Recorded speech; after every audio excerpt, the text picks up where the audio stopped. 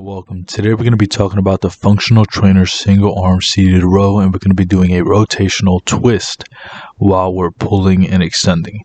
So the first thing you're going to want to do is set up your cable arm, I would say to a little bit lower than your hip height. Then you want to make sure that you put your rotation arm at 1, that way you're inside the machine as much as possible and not in the middle of the gym floor. And then you also want to make sure that you choose the appropriate weight. Make sure you can start off nice and light and then slowly start to increase the weight every other week or so. Do like 20 repetitions your first time just to get the form right, and keep doing that until you can do it correctly.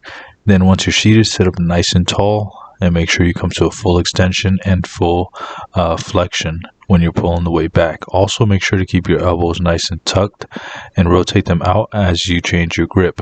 But before we continue, here's a word from today's video sponsor. I'm today's video sponsor, and if you'd like help losing fat or gaining muscle, there are a few ways I can help you down below. Either set up a free consultation with us, purchase through one of our free affiliate links, or purchase one of our instant access affordable training programs. Can't wait to be of service to you. Now let's get back to the rest of the video. The main things that come to doing this exercise correctly is you just need to basically make sure that you're sitting far enough back to where you can come to a full extension when you're extending your arm. So basically, once you extend your arm, the weight should not hit. You should just be maybe like an inch or two off of it hitting the next weight. That usually means that you're a good enough distance away where you can move freely. Because remember, once the weight hits, you're taking tension off of the muscle. So that's obviously something you want to avoid. Now, once you have that distancing set up, you want to make sure that you're sitting up nice and tall and your torso is perpendicular to the ground. That way, you'll know that you'll be training the exact same area that you're training, instead of like leaning back, for example, when you're doing this. So you don't want to be leaning forward, then leaning back, then leaning forward, then leaning back. Just stay upright. That way you can focus mainly on the area you want to train. Another key thing with this changing of the grip is to make sure that as your palms face up, your elbows get tight to your sides, and then as your palms face down, your elbows come out to the side a little bit more. So notice it from this angle here. It's coming out, it's coming in, out, in.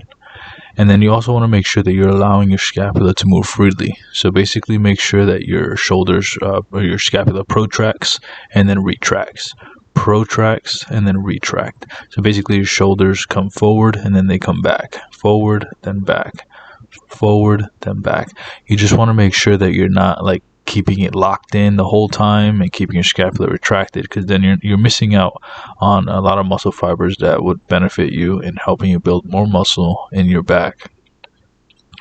Now, here's some common mistakes. Like I said, you don't want to be leaning forward and leaning back while you do this. You're basically changing the angle of the exercise and not focusing on the upper back, which is mainly what this exercise works. Also, make sure not to do half reps. This looks hilarious, but you want to make sure that you're not doing that. Drive your elbows as far back as you can and make sure that you extend your arms as much as you can.